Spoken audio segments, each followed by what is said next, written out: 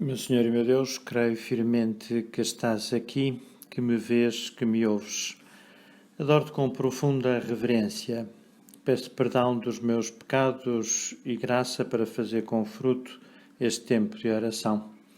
Minha Imaculada, São José, meu Pai e Senhor, anjo da minha guarda, intercedei por mim.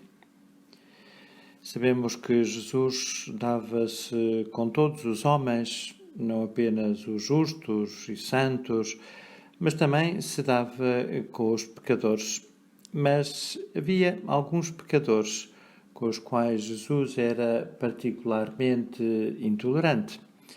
Digo assim, utilizando esta palavra, talvez um pouco chocante, mas a verdade é que quando lemos o Evangelho, sobretudo naquelas passagens em que o Senhor se dirige aos fariseus, que eram particularmente hipócritas, não podemos deixar de nos espantar por essa atitude de tanta repulsa, de tanta repugnância do Senhor por aqueles homens em concreto. Não por eles pessoalmente, obviamente, mas sim pelo seu pecado. De facto, o pecado da hipocrisia, o pecado da duplicidade, que por isso também se chama farisaísmo, é um pecado que Deus, mais do que a outros, de facto detesta, não tanto talvez pela sua maldade intrínseca, mas porque nos impede, porque nos dificulta a cura, a salvação que o Senhor veio trazer a todos os homens. De facto, as piores doenças não são aquelas que causam maior sofrimento. As piores doenças são aquelas que não doem nada, porque se uma pessoa não sabe que tem uma doença, também não se pode curar. E se calhar, quando é por ela, já nada pode fazer. E a hipocrisia é uma doença da alma que leva precisamente os pecadores a pensarem que são justos, enquanto leva os que são justos a saberem-se pecadores e a procurarem ser cada vez melhores. Por isso devemos ter pânico da hipocrisia, da duplicidade, do farisaísmo. É isso mesmo que o texto do Evangelho que hoje lemos nos fala e nos adverte. Disse Nosso Senhor: ai de vós, escribas e fariseus e hipócritas, que sois semelhantes aos sepulcros branqueados que por fora parecem formosos, mas por dentro estão cheios de ossos de mortos e de toda a sorte de podridão. Assim também vós por fora pareceis justos aos homens, mas por dentro estáis cheios de hipocrisia e iniquidade. Ai de vós, escribas e fariseus hipócritas, que edificais os sepulcros dos profetas e adornais os monumentos dos justos, e dizeis: se nós tivéssemos vivido nos dias dos nossos pais, não teríamos sido seus cúmplices no sangue dos profetas. Assim dais testemunho contra vós mesmos de que sois filhos daqueles que mataram os profetas. Acabai, pois, de encher a medida de vossos pais. São palavras certamente duras, severas, um pouco como aquele gesto do Senhor expulsando os vendilhões do templo, à força do azurrague que, nessa ocasião, não só utilizou, como ele próprio fez para esse efeito. Palavras duras, certamente, que nos alertam para este perigo. E se calhar se nós gostaríamos de saber se somos ou não somos hipócritas, se somos ou não somos farisaicos, se somos ou não somos duplos também nós no nosso modo de viver a fé cristã. E é verdade que procuramos não sê-lo e essa preocupação já é salutar, mas todos temos alguma hipocrisia, porque no nosso coração há sempre uma certa duplicidade. De facto, não há ninguém no mundo, nem sequer a pessoa mais santa, das muitas que há que são santas, que só tem bem no seu coração. Como também não há nenhuma pessoa má, e muitas há que o são muito más, que só tenha mal no seu coração. Em todos os corações humanos está presente o bem e o mal. E todos os bons podem ainda vir a fazer o mal. Lembra-te de Judas, um dos apóstolos, que acabou depois por trair o Senhor e enforcar-se num ato de desespero, que eventualmente significou também a sua condenação. E todos os maus podem ainda fazer o bem. Lembra-te do bom ladrão.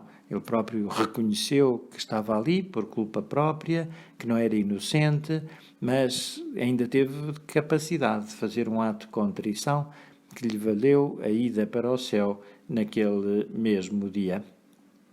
Todos somos bons e maus. E os santos foram aqueles que reconheceram que também eles eram capazes do mal.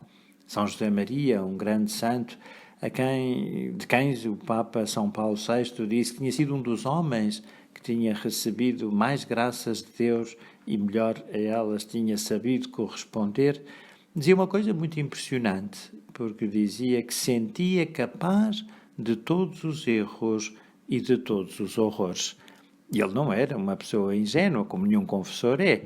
Sabia perfeitamente das piores atrocidades que o ser humano pode cometer, das piores perversidades que uma pessoa pode cair. E ele dizia-se capaz de tudo, até as coisas mais horrorosas, até as coisas mais abjetas. E era um grande santo. É isso que caracteriza os grandes santos, a sua humildade.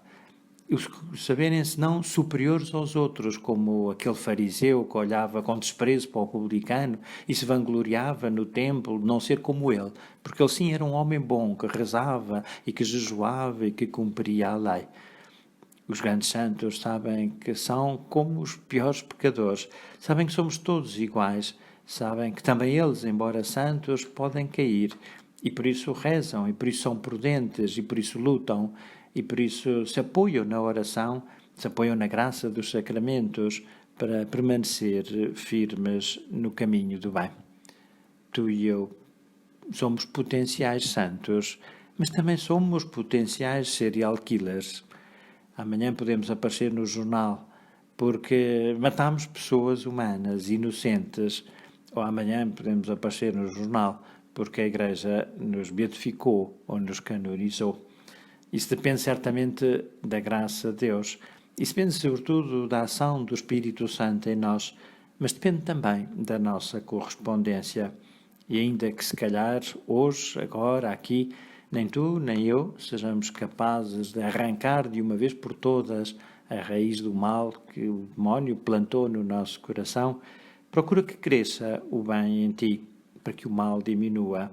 E procura que cresça o bem em ti, sobretudo querendo e fazendo o bem ao próximo como Jesus.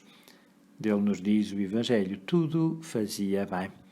Se tu e eu hoje fizermos um pouco mais de coisas boas e um pouco menos de coisas más, vamos aumentando a nossa capacidade para o bem e vamos limitando a nossa tendência para o mal. Foi isso que os santos fizeram. Até o último dia, até o último instante, até o último momento tiveram tentações, mas quanto mais neles se afirmava o sim a Deus, e ao amor de Deus, e ao amor ao próximo, mais diminuía neles também a capacidade e a possibilidade do mal. Pensa em Nossa Senhora, Maria Imaculada. Não teve nem sequer o pecado original, mas teve tentações, como todas as pessoas.